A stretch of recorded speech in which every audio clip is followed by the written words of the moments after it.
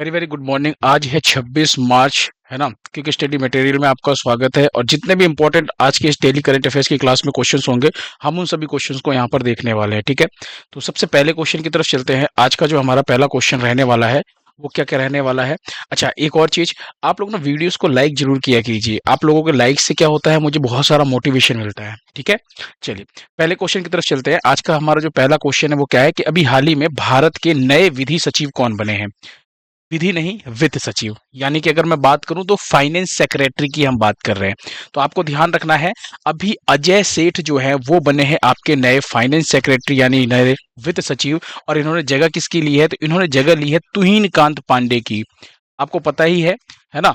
तुहिन कांत पांडे की अगर मैं बात करूं तो अभी जो तुहिन कांत पांडे हैं ये अभी सेबी के अभी 11वें नंबर के अध्यक्ष बने हैं। आपको याद है, कई बार आपने ये चीज पढ़ी है। तो तुहिन कांत पांडे की बात करूं तो सेबी के 11वें नंबर के अध्यक्ष बने हैं।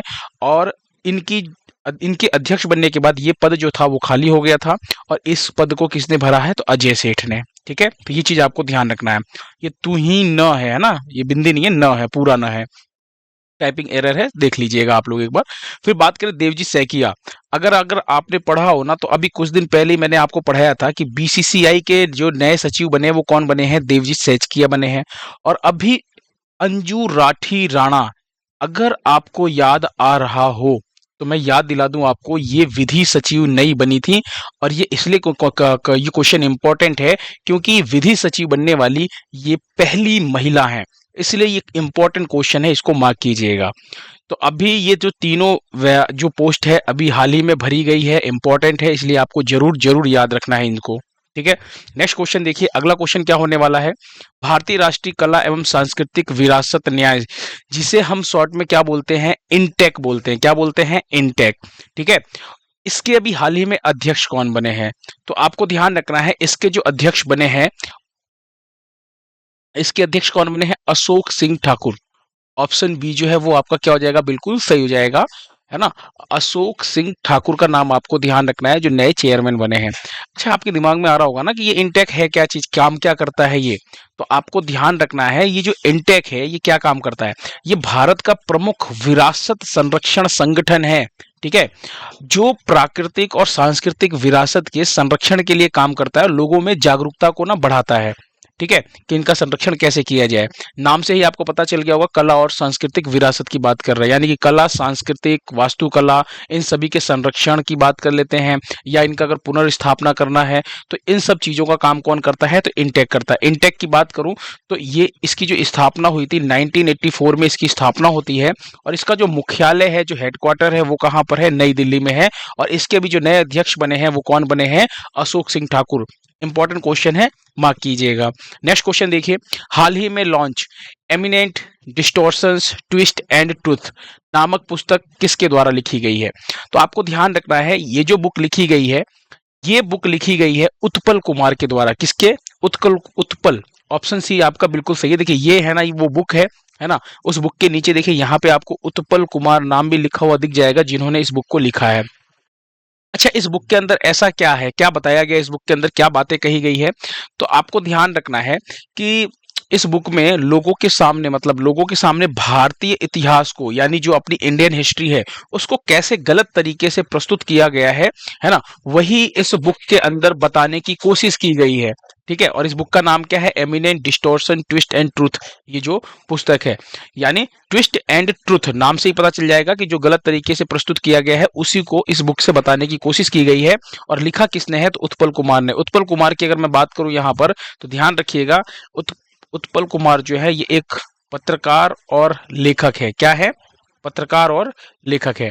अच्छा, कैलाश सत्यार्थी की एक पुस्तक थी, आत्मकथा, जिसे क्या नाम दिया गया था, दिया सलाई। अगर आपको याद हो तो दिया सलाई आपको ध्यान रखना है, ये इनकी आत्मकथा है। और कैलाश सत्यार्थी की ये जो आत्मकथा है, ये जो बुक है दिया सलाई, काफी इंपॉर्टेंट है। नोबल शांति पुरस्कार विजेता है कैलाश सत्यार्थी, 2014 में इनको नोबल शांति का पुरस्कार मिला था। और ये उन्हीं की आत्मकथा है, इसलिए बहुत इंपॉर्टेंट है।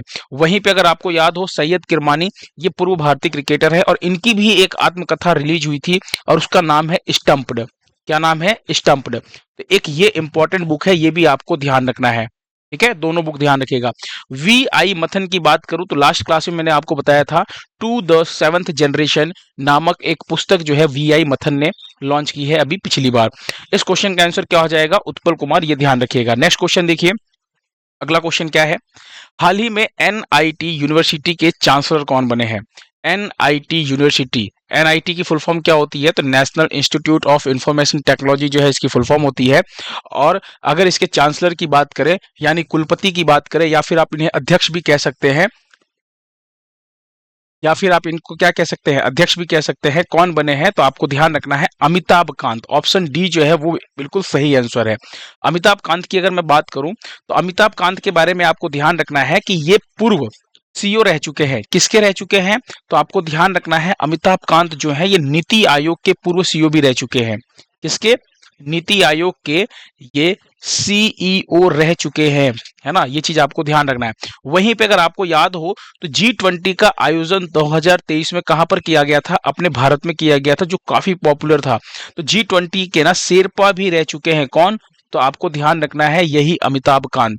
और अगर मैं बात करूं तो ये जो बनाए गए हैं चांसलर या कुलपति, आप अध्यक्ष कह सकते हैं एनआईटी यूनिवर्सिटी के, तो ये एनआईटी यूनिवर्सिटी कहाँ पर है? तो अलवर राजस्थान में है।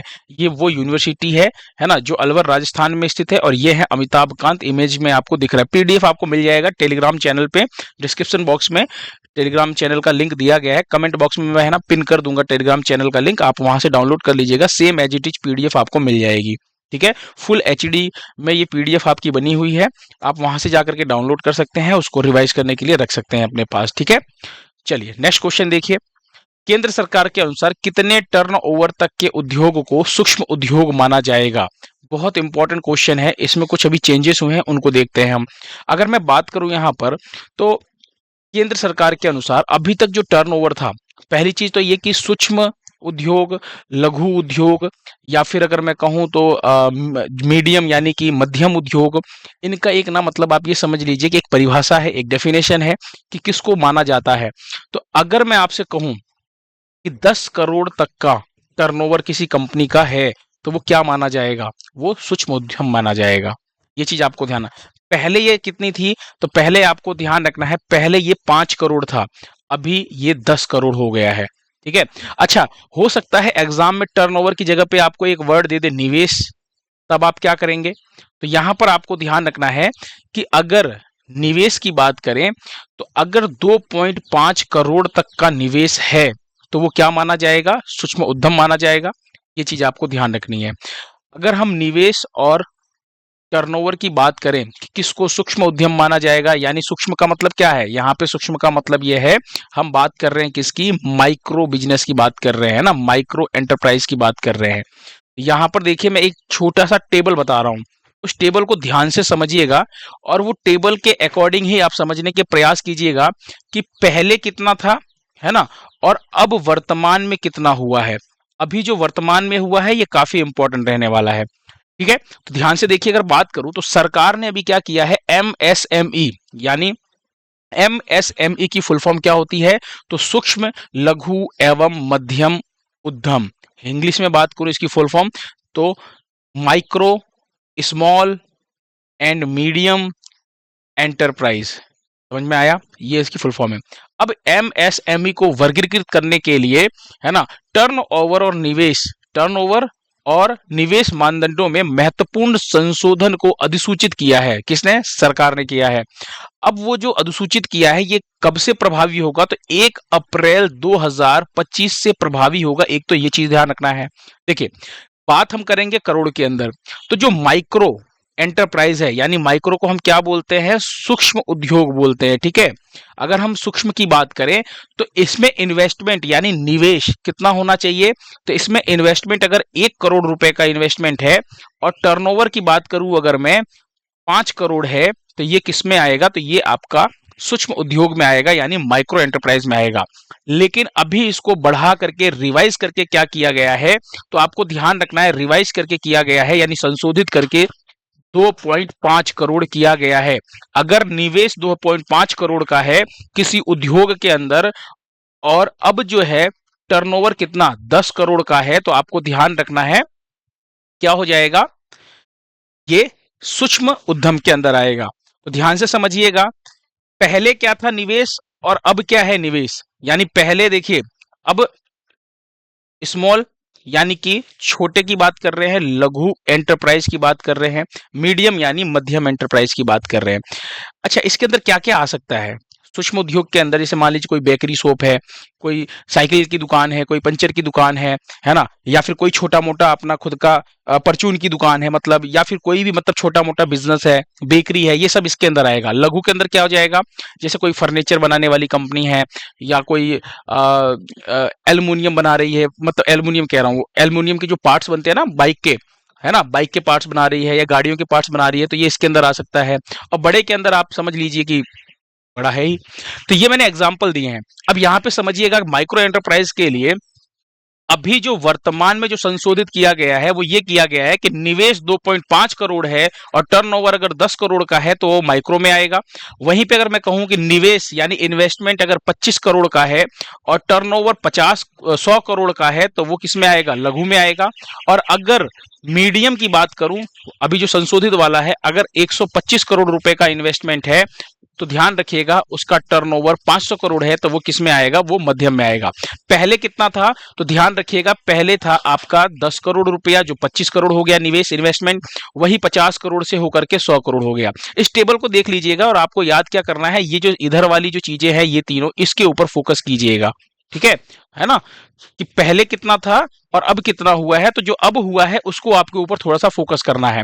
तो ये तो हो गया इन्वेस्टमेंट। आपसे या तो इन्वेस्टमेंट का पूछ सकता है एग्जाम में, या फिर टर्नओवर का पूछ सकता है।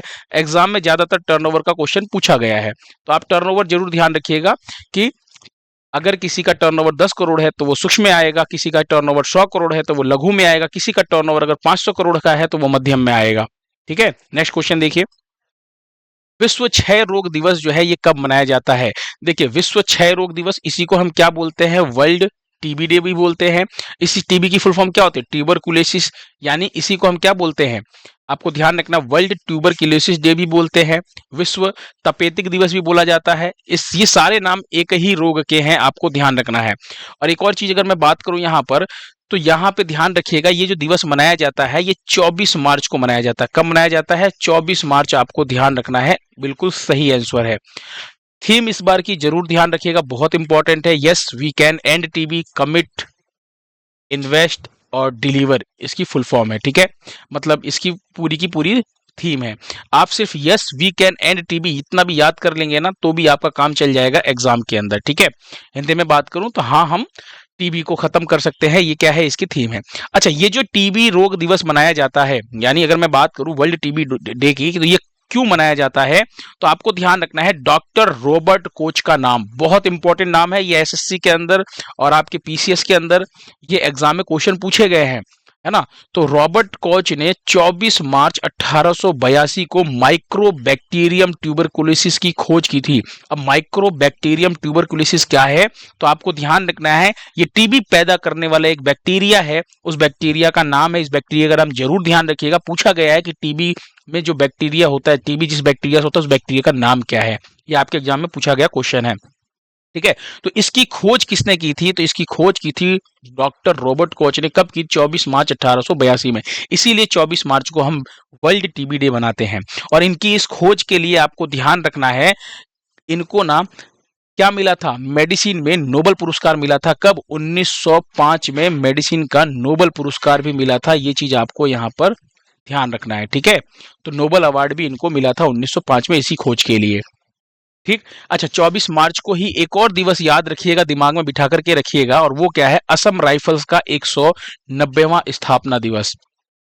इसका असम राइफल्स का असम राइफल्स का स्थापना दिवस भी मनाया जाता है। कब? ये मनाया जाता है आपका 24 मार्च को मनाया जाता है। ठीक है, और इस बार कौन से नंबर का स्थापना दिवस था? तो 190वां स्थापना दिवस था असम राइफल्स का। ठीक है, तो ये चीज भी एक पॉइंट दिमाग में बिठा के रखिएगा। बाकी वर्ल्ड टीबी डे, ये बहुत इंपॉर्टेंट क्वेश्चन है, कई बार पहले भी पूछा गया, इसकी थीम पूछी जा चुकी है, पूछा गया इसके टीबी के बैक्टीरिया की खोज किसने की है ना, डॉक्टर का नाम पूछा गया है, और इसकी थीम भी पूछी जा चुकी है, डेट भी पूछी जा चुकी है। तो ये बहुत ही इंपॉर्टेंट क्वेश्चन है, इसे जरूर याद रखिएगा आप लोग। नेक्स्ट क्वेश्चन देखिए, अंतरराष्ट्रीय मुद्रा कोष यानी आईएमएफ के अनुसार किस वर्ष तक भारतीय अर्थव्यवस्था दुनिया की चौथी सबसे बड़ी अर्थव्यवस्था बन जाएगी? यानी दुनिया की चौथी सबसे बड़ी अर्थव्यवस्था बन जाएगी कब तक, ये पूछा जा रहा है, और किसके अनुसार? आईएमएफ के अनुसार। तो पहली चीज तो आपको ये ध्यान रखना है कि अभी वर्तमान में कौन से नंबर पे है भारतीय अर्थव्यवस्था। तो आपको ध्यान रखना है भारतीय अर्थव्यवस्था जो है अभी वर्तमान में 5वें नंबर पे है, और सबसे नंबर 1 पर कौन है? अमेरिका। दूसरी सबसे बड़ी इकोनॉमी बात करें तो चीन की है, तीसरी जर्मनी की, और चौथी है जापान की। अब यहाँ पर क्या हुआ है, आईएमएफ ने ये कहा है कि 2025 तक, ध्यान से सुनिएगा, कब तक? 2025 के अंत तक। ऑप्शन ए आपका बिल्कुल सही है। 2025 के अंत तक जापान को हम क्या कर देंगे? पीछे छोड़ देंगे। जापान को पीछे छोड़ करके हम क्या हो जाएंगे? आगे निकल जाएंगे और चौथे नंबर पे आ जाएंगे। यानी भारत जो है वो जापान को पीछे छोड़ करके चौथे नंबर पे आ जाएगा। कब? 2025 के अंत तक। ऐसा किसने कहा है? ऐसा कहा है आईएमएफ ने। और क्या कहा है आईएमएफ ने? आईएमएफ ने यह भी कहा है कि भारत जो है 2027 तक, कब तक? 2027 तक जर्मनी को भी पीछे छोड़ सकता है, और पीछे छोड़ करके तीसरी सबसे बड़ी अर्थव्यवस्था बन जाएगी 2027 तक।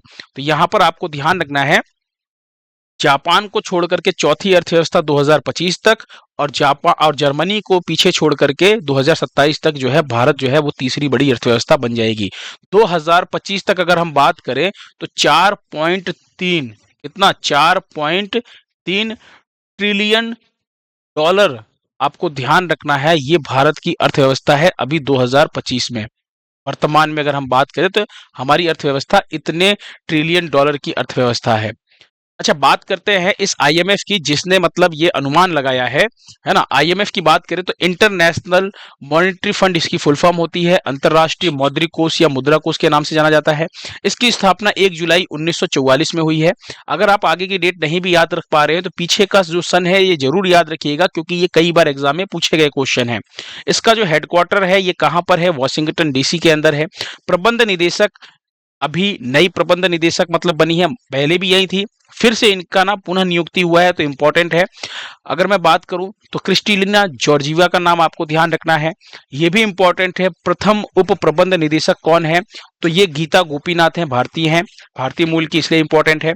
सदस्यता की बात करें तो टोटल 191 देश हैं, जिसके अंदर से 190 देश हैं यूएन से संबंध, यानी जो इनको यूएन में मान्यता प्राप्त है संयुक्त राष्ट्र में। तो 190 तो संयुक्त राष्ट्र देश है, और एक है कोसोवो, ये भी इसी का सदस्य है आईएमएफ का। नेक्स्ट क्वेश्चन देखिए, 72वां मिस वर्ल्ड सौंदर्य प्रतियोगिता किस राज्य में आयोजित होगी? 72 नंबर की बात कर रहे हैं, मिस वर्ल्ड प्रतियोगिता। ये जो मिस वर्ल्ड प्रतियोगिता है ये हमारे भारत में आयोजित हो रहा है। कहां पर आयोजित हो रहा है इस बार? भारत में। और आपको ध्यान रखना है तेलंगाना राज्य में। ऑप्शन सी आपका बिल्कुल सही है, वो भी तेलंगाना में। कहां पर? तो हैदराबाद आपको ध्यान रखना है, तेलंगाना में भी हैदराबाद ध्यान रखिएगा। क्योंकि मिस वर्ल्ड प्रतियोगिता भारत में हो रही है तो बहुत बड़ी बात है अपने में।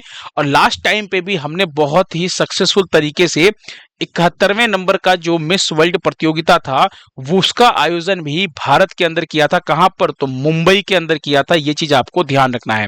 मुंबई के जियो कन्वेंशन सेंटर में 71वें मिस वर्ल्ड प्रतियोगिता का आयोजन किया गया था भारत के अंदर। और अभी 72वें मिस वर्ल्ड प्रतियोगिता का आयोजन भी कहां पर? तेलंगाना के अंदर हैदराबाद में किया जाएगा। बात करें तो कुछ इंपॉर्टेंट पॉइंट्स ध्यान रखिएगा। हैदराबाद के गची बोवली स्टेडियम के अंदर, कहां पर? हैदराबाद के गची बोवली स्टेडियम में किया जाएगा। देखिए 72 मिस वर्ल्ड फेस्टिवल की बात कर रहे हैं, 7 मई से 31 मई, तो ध्यान रखिएगा 7 मई से 31 मई तक चलेगा। और यहां पर देखिए, अगर ध्यान से आप लोगो देखेंगे, तेलंगाना जरूर आना, दिख रहा है आपको? तेलंगाना जरूर आना, ऐसा एक लोगो बनाया है। और यहाँ पे देखिए तेलंगाना इंडिया में इसका आयोजन किया जा रहा है। तो पिछली बार की बात कर रहे हैं जो 71वें नंबर की हुई थी मिस वर्ल्ड 2024 की बात करूं तो क्रिस्टीना पिस्कोवा का नाम ध्यान रखिएगा। चेक गणराज्य या चेक रिपब्लिक की हैं ये, और ये मिस वर्ल्ड 2024 रही थी। अभी जब ये मई में टूर्नामेंट होगा, यानी कि मई में ये जो प्रतियोगिता है होगी, तब हमको क्या मिल जाएगा? नया मिस वर्ल्ड पढ़ने को मिलेगा। तो मिस वर्ल्ड 2025 जो है कौन होने वाला है जल्द ही पता चल जाएगा, और एग्जाम में ये इंपॉर्टेंट रहने ही वाला है। तो अभी तो 2024 वाला आप ध्यान रखिएगा। नेक्स्ट क्वेश्चन देखिए, अगला क्वेश्चन क्या है? हाल ही में मद्रास म्यूजिक अकादमी द्वारा संगीत कला निधि पुरस्कार के लिए किसे चुना गया है? तो मद्रास म्यूजिक अकादमी द्वारा संगीत कला निधि पुरस्कार के लिए चुना गया है आर के श्रीराम कुमार को। ऑप्शन ए आपका बिल्कुल सही है। अगर मैं बात करूं यहाँ पर मद्रास म्यूजिक अकादमी की, तो ध्यान से सुनिएगा। ये जो मद्रास म्यूजिक अकादमी जो कि चेन्नई में स्थित है, इसके द्वारा संगीत कला निधि पुरस्कार के लिए चुना जाता है। तो संगीत कला निधि, ध्यान रखिएगा वर्ड, एक एक वर्ड, ये है संगीत कला निधि पुरस्कार की बात कर रहे हैं। संगीत कला निधि पुरस्कार की बात करूं तो कर्नाटक संगीत का ऑस्कर कहा जाता है, यानी कर्नाटक संगीत का सर्वोच्च पुरस्कार है ना। और ये जो मिला है आर के श्रीराम कुमार को मिला है। और ये कौन है? तो एक वायलिन वादक है। इनके हाथ में देखिए एक वायलिन आपको दिख रहा है ना, वायलिन दिख रहा है इनके हाथ में, ये वायलिन बजाने वाले हैं, यही है आर के श्रीराम कुमार। एक और इंपॉर्टेंट चीज ध्यान रखिएगा, ये तो है संगीत कला निधि पुरस्कार। एक आपको ध्यान रखना है नृत्य कला निधि पुरस्कार। क्या? नृत्य कला निधि पुरस्कार ये मिला है उर्मिला सत्यनारायण को भरतनाट्यम के लिए। तो उर्मिला सत्यनारायण का नाम ध्यान रखिएगा। और इसी पुरस्कार के अंदर एक और पुरस्कार दिया गया है संगीत कला आचार्य पुरस्कार। ये ध्यान रखना है, श्यामला वेंकटेश्वरन और टी आर गोविंदराजन का नाम, ये दो नाम आपको यहां पर ध्यान रखने हैं। ठीक है, तो आपको क्या क्या ध्यान रखना है? संगीत कला निधि पुरस्कार ध्यान रखिएगा, इंपॉर्टेंट है, आर के श्रीराम कुमार सबसे मोस्ट इंपॉर्टेंट। इसके बाद नृत्य कला निधि पुरस्कार ध्यान रखिएगा, और संगीत कला आचार्य पुरस्कार याद रखिएगा जो इसके साथ ही दिया गया है। अगला क्वेश्चन देखिए, हाल ही में वरिष्ठ नागरिक आयोग स्थापित करने वाला भारत का पहला राज्य कौन सा है? तो भारत का पहला ऐसा राज्य जो वरिष्ठ नागरिक आयोग स्थापित कर रहा है। देखिए वरिष्ठ नागरिक आयोग, इसका मतलब क्या है? अगर मैं बात करूं यहां पर, तो वरिष्ठ नागरिक किसे कहा जाता है? जिसकी उम्र 60 वर्ष या उससे अधिक हो जाए उसे वरिष्ठ नागरिक कहा जाता है। ठीक है, तो यहां पर ध्यान रखिएगा, केरल राज्य ने ऐसा किया और पहला राज्य ऐसा बना है जो वरिष्ठ नागरिक आयोग स्थापित करेगा। अब ये आयोग क्या करने वाला है, इस आयोग की जरूरत क्यों पड़ी है? तो आपने भी देखा होगा, है ना, कि जो लोग बड़े बूढ़े बुजुर्ग हो जाते हैं ना, उनका कोई ध्यान नहीं रखता। आधे लोग उनका ध्यान इसलिए रखते हैं कि उनके वो घर मिल जाए, संपत्ति मिल जाए, है ना, संपत्ति के लालच में। जैसे ही क्या नाम है, संपत्ति, अगर अगर बुजुर्गों ने संपत्ति पहले अपने बेटे के नाम, बहू के नाम कर दिया, तो फिर वो बुजुर्ग का ख्याल भी नहीं रखते, उनको वृद्धाश्रम छोड़ आते हैं, है ना। तो मतलब बुजुर्गों का, जो वरिष्ठ नागरिक है, उनका कोई ध्यान ही रखने वाला नहीं है ना। अब उनके साथ कोई भी अत्याचार होता है, आप खुद अपने घर में, आस पड़ोस में अगर आप देखेंगे ना, तो आपको ये चीज महसूस होगी कि जो बुजुर्ग लोग हैं, जो वरिष्ठ लोग हैं, है ना, वो हमेशा चाहते हैं कि कोई ना कोई उनसे बैठ करके बात करे। लोग उनको अवॉइड करते हैं क्योंकि वो सही से बात नहीं कर पाते हैं, या फिर बहुत ज्यादा बात करते हैं, आप इरिटेट हो जाते हैं। आप खुद ऐसा महसूस करते होंगे कभी, जबकि ऐसा नहीं होना चाहिए।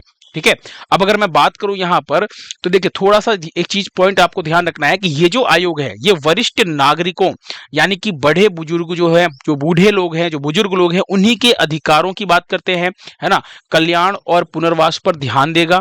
और ये जो आयोग है, ये क्या करेगा? उनके कल्याण के लिए नीतियां बनाएगा, नीतियां यानी कि पॉलिसीज बनाएगा, और इसकी सिफारिश करेगा सरकार से। तो सबसे पहली चीज, है ना, कि आप लोग एक प्रण ले लीजिए कि आप लोगों के चाहे माता पिता हों, है ना, चाहे दादा दादी हों, एक चीज हमेशा ध्यान रखिएगा, आपको ना हमेशा इनकी ना रेस्पेक्ट करनी है, चाहे कैसी भी स्थिति आ जाए। ठीक है, सोचिए अपने पूरे जीवन की कमाई मिला करके ये लोग जिस घर को बनाते हैं, है ना, और वो घर भी खुशी खुशी आपको ही दे के जाते हैं, लेकिन फिर भी उस घर के अंदर ही उनकी ना रेस्पेक्ट कुछ लोग नहीं करते हैं, ऐसा मैंने देखा है। तो ये ऐसी चीजें नहीं होनी चाहिए। देखिए जो संस्कार आप अपने बच्चों को देंगे, है ना, जो आप अपने मतलब माता पिता के साथ करेंगे, वही संस्कार, वही चीजें बच्चे आपके देखेंगे, और आगे चल करके ना आपको भी वही मिलने वाला है। तो कभी भी ऐसा आपको बिल्कुल नहीं करना है। आपको अपने बड़े बुजुर्गों की ना हमेशा रेस्पेक्ट करनी है। ठीक है, ये बात दिमाग में बिठा करके रखिएगा। अगर रेस्पेक्ट करेंगे तो आपकी रेस्पेक्ट करेंगे। ठीक है, चलिए नेक्स्ट क्वेश्चन देखते हैं। अच्छा, अगला क्वेश्चन देखने से पहले कुछ इंपॉर्टेंट पॉइंट मैं आपको और याद दिला दूं। एक झारखंड सरकार ने भी एक काम किया है। क्या किया है? झारखंड सरकार ने वृद्धावस्था जो पेंशन है उसकी उम्र को घटा करके क्या कर दिया है? 60 से घटा करके, ध्यान से सुनिएगा, 60 से घटा करके 50 वर्ष कर दिया है। क्यों कर दिया है? इसलिए किया है कि झारखंड सरकार का ये कहना है कि आजकल इतने अच्छे स्वास्थ्य और खान पान तो सबको मिल नहीं रहा है ना। तो 60 साल तक तो आदमी, 70 साल तक तो 60-70 तक ही जी रहा है, तो एटलीस्ट 50 वर्ष कर दिया जाए, ताकि, क्योंकि एज और जो देखिए आज का जो खान पान है, जो आज की कंडीशंस हैं, उस हिसाब से इंसान जल्दी बूढ़ा भी हो जा रहा है। ये सब जलवायु परिवर्तन और ये सब चीजें आजकल आपको देखने को मिल रही है। तो झारखंड सरकार ने वृद्धावस्था पेंशन जो है उसकी उम्र घटा करके 60 से 50 कर दिया है। वहीं पे अभी महाराष्ट्र सरकार ने वरिष्ठ नागरिकों के लिए सीएम यानी मुख्यमंत्री वयोश्री योजना शुरू की है। किसने? महाराष्ट्र सरकार ने शुरू की है। तो ये भी आपको ध्यान रखना, नाम क्या है? सीएम वयोश्री योजना। ये योजना का नाम आपको ध्यान रखना है, ठीक है? ये चीज आपको ध्यान रखनी है। चलिए नेक्स्ट क्वेश्चन देखिए। अप्रैल 2025 में भारत और 10 अफ्रीकी देशों के बीच होने वाला नौसैनिक अभ्यास एकीमी, ध्यान रखिएगा, इस अभ्यास का नाम जरूर ध्यान रखिएगा, क्या है? एकीमे। एकीमे है ना हिंदी में। अगर हम मैं बात करूं यहां पर, तो एकीमे का अर्थ क्या होता है? एकता। इसका अर्थ क्या होता है? एकता। इसका आयोजन कौन कर रहा है? तो ध्यान रखिएगा, भारत और तंजानिया दोनों मिलकर के इसका आयोजन कर रहे हैं। ऑप्शन डी आपका बिल्कुल सही है। एकीमे की फुल फॉर्म क्या है? अफ्रीका इंडिया की मैरीटाइम एंगेजमेंट। ये इस एक चीज ध्यान रखिएगा, ये पहली बार आयोजित हो रहा है। तो कोई भी चीज पहली बार अगर आयोजित होती है तो वो अपने आप में ना बहुत इंपॉर्टेंट होती है, ध्यान रखिएगा। तो ये पहला संस्करण है, इसलिए थोड़ा सा इंपॉर्टेंट रहने वाला है। 13 से 18 अप्रैल तक इसका आयोजन होगा। कहां पर? तो तंजानिया के दार एस सलाम बंदरगाह के पास, हिंद महासागर के अंदर इसका आयोजन होगा। ये चीज आपको ध्यान रखनी है। नेक्स्ट क्वेश्चन देखिए। जीएसएमए के अध्यक्ष कौन बने हैं? जीएसएमए के अध्यक्ष जो बने हैं वो बने हैं गोपाल विट्ठल। ऑप्शन ए आपका बिल्कुल सही है। ये आपको जो दिख रहे हैं ये गोपाल विट्ठल हैं और ये एयरटेल के उपाध्यक्ष और एमडी भी हैं और दूसरे भारतीय बने हैं। सेकंड नंबर के इंडियन हैं, इसलिए ये इंपॉर्टेंट रहने वाला है। वहीं पे अगर मैं बात करूं पहले नंबर पे कौन थे, तो सुनील मित्तल का नाम आपको ध्यान रखना। ये पहले भारतीय थे, 2017-18 में हुए थे। और अगर मैं बात करूं यहाँ पे, तो जीएसएम क्या है? तो जीएसएम की फुल फॉर्म होती है global system for mobile communication association. इसकी स्थापना होती है 1995 को, लंदन यूके के अंदर इसका मुख्यालय है। जीएसएम है क्या चीज? तो ध्यान रखिएगा, ये मोबाइल नेटवर्क ऑपरेटरों का ना एक वैश्विक संघ है, एक संगठन है। जैसे आपने पढ़ा था अभी, अरुण मामिन नाम आपको याद है? ATMA है ना, ये मैंने पढ़ाया था आपको। ये क्या था? जैसे टायर की जितनी भी कंपनियां हैं उनका आपस में एक संघ है जिसे एटीएमए के नाम से जाना जाता है, और इसके भी अध्यक्ष कौन हुए थे? अरुण मामिन। वैसे ही आपको ध्यान रखना है कि मोबाइल नेटवर्क ऑपरेटरों का जो एक वैश्विक संघ है उसके अध्यक्ष कौन बने हैं? गोपाल विट्ठल। बनने वाले दूसरे भारतीय हैं, तो इंपॉर्टेंट है, ध्यान रखिएगा। नेक्स्ट क्वेश्चन देखिए। हाल ही में सिग्मो उत्सव कहाँ मनाया गया है? तो सिग्मो उत्सव की बात करें तो ये भी इसका आयोजन गोवा में किया गया है। सिग्मो उत्सव क्या है? तो ध्यान से सुनिएगा सिग्मो उत्सव के बारे में। सिग्मो उत्सव एक बसंत त्योहार है। ये रंग बिरंगी इसके अंदर झांकियां निकलती है। आप ध्यान से इस इमेज को देखिए, इसमें आपको देखने को मिलेगा। और इसमें लोक नृत्य किए जाते हैं और ये 15 दिनों तक, कितने दिनों तक? 15 दिनों तक चलने वाला ये उत्सव है। ठीक है, कहां पर? गोवा के अंदर। अच्छा, अभी हाल ही में कुछ उत्सव आपने पढ़े थे, जैसे अट्टुकल पोंगल कहां पर? केरल में मनाया गया। जदिया स्वामी महोत्सव तमिलनाडु में मनाया गया बड़गा समुदाय के द्वारा। शाश्वत मिथिला महोत्सव 2025 में इसका आयोजन जो इस महोत्सव किया गया था गांधीनगर में किया गया था। चापचार कूट फेस्टिवल की बात करूं तो इसका आयोजन मिजोरम में हुआ। न्यूकुम यूलो उत्सव ये अरुणाचल प्रदेश में नीसी जनजाति के द्वारा किया गया। मोध वेद फेस्टिवल की बात करें तो इसका आयोजन तमिलनाडु में टोडा जनजाति के द्वारा किया गया, जो नीलगिरी पहाड़ियों में निवास करती है। अली ए लिगांग फेस्टिवल, ये जो फेस्टिवल है ये असम के अंदर आयोजन इसका हुआ था और मिसिंग जनजाति के द्वारा हुआ था। तो इंपॉर्टेंट है, ध्यान रखिएगा। नेक्स्ट क्वेश्चन देखिए।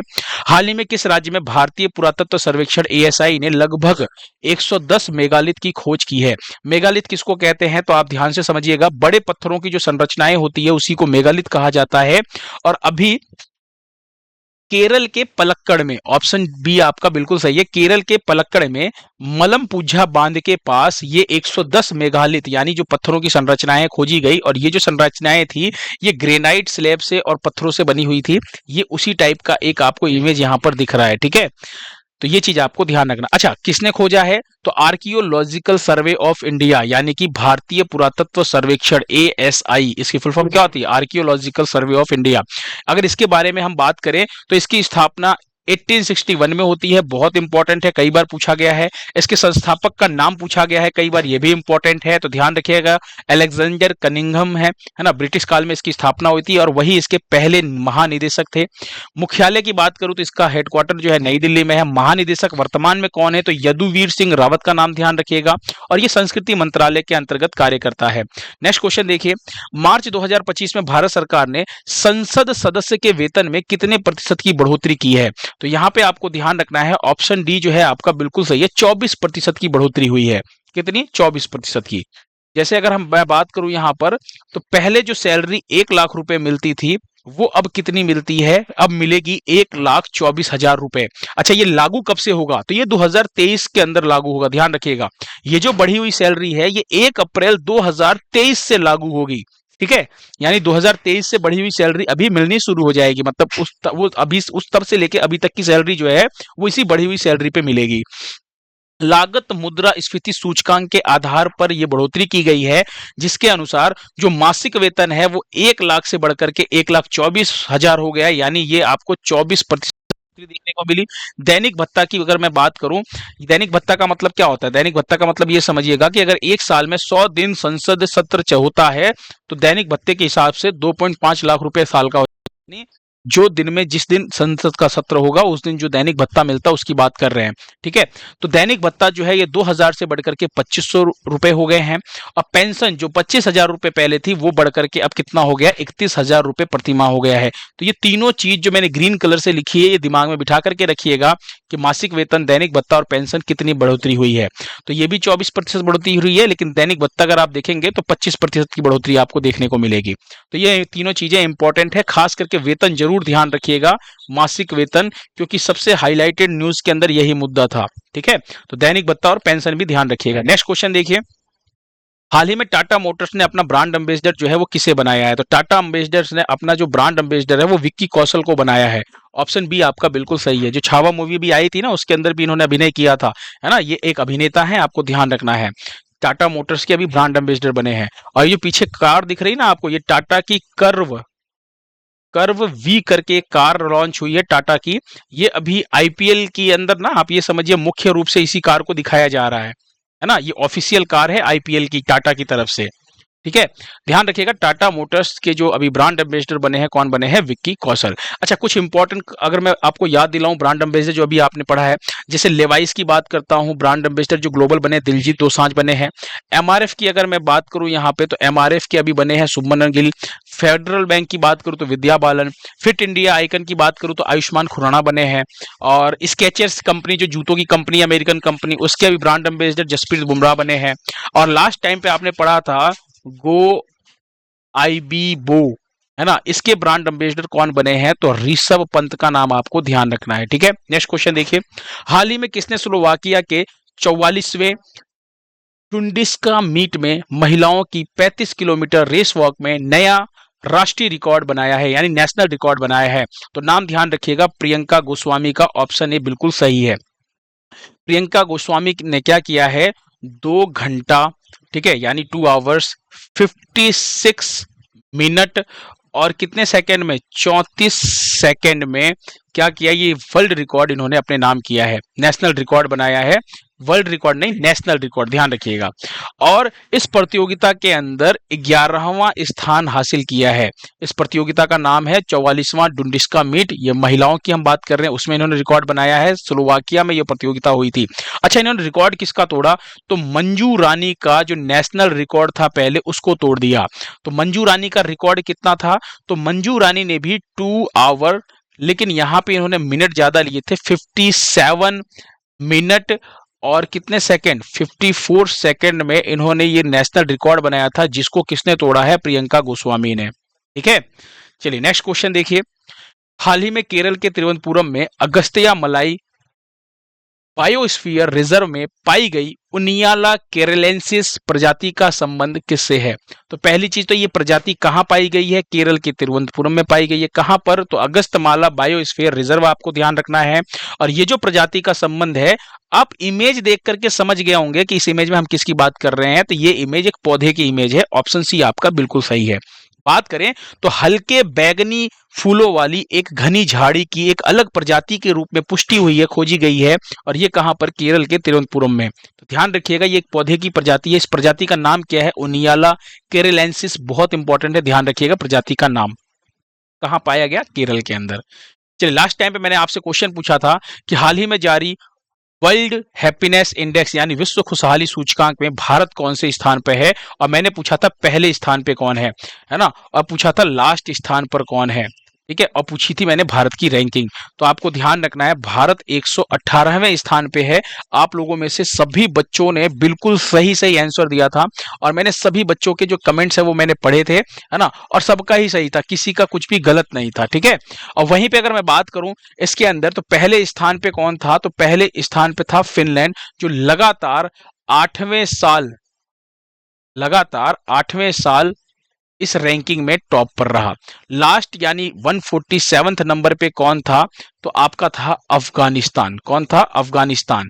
अच्छा, टोटल कितने देश थे इसके अंदर? तो अफगानिस्तान जो लास्ट है 147वें नंबर पे, ध्यान रखिएगा टोटल 147 देश थे। ठीक है, और जारी किसने किया था? तो यूएनएसडीएसएन ने जारी किया था। और संस्करण कौन सा था? 2025 संस्करण था ये आपको। ठीक है, ये दो तीन चीजें आपको ध्यान रखनी है। चलिए, ये तो हो गई कल की बात। आज मैं आपसे एक और क्वेश्चन पूछ रहा हूं, और वो क्या है? वो है हाल ही में पर्पल फेस्ट 2025 का आयोजन कहां पर हुआ है? कमेंट बॉक्स में इसका आंसर दीजिए आप लोग। और पीडीएफ जो है वो आपको टेलीग्राम चैनल पर मिल जाएगा। और लाइक का जो टारगेट रखा है मैंने, मात्र 100 लाइक का टारगेट रखा है। आप लोग जरूर लाइक कीजिएगा ताकि मुझे मोटिवेशन मिल सके। ठीक है, थैंक यू सो मच, मिलते हैं नेक्स्ट लेक्चर में।